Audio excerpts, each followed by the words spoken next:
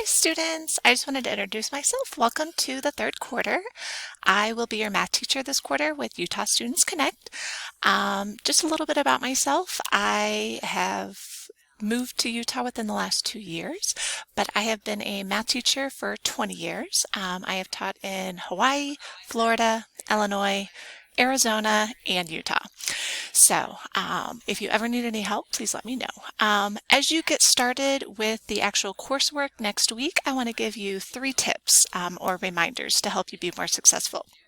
So the first is on your assignments, you need to show some type of work that would not be provided on the answer key. It can be a symbol like a plus or minus. You can use words.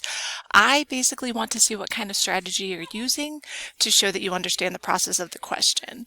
And if you don't know what to do, you can look at the video for help or email me, but I'm pretty flexible on what I allow.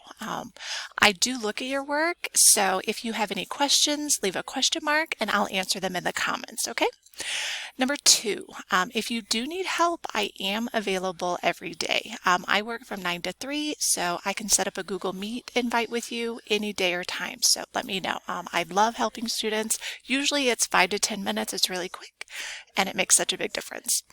And the third thing is about how you're going to submit your documents. I prefer that you don't use your Chromebook to take the pictures. They're blurry. I am looking at your work and they're hard to see.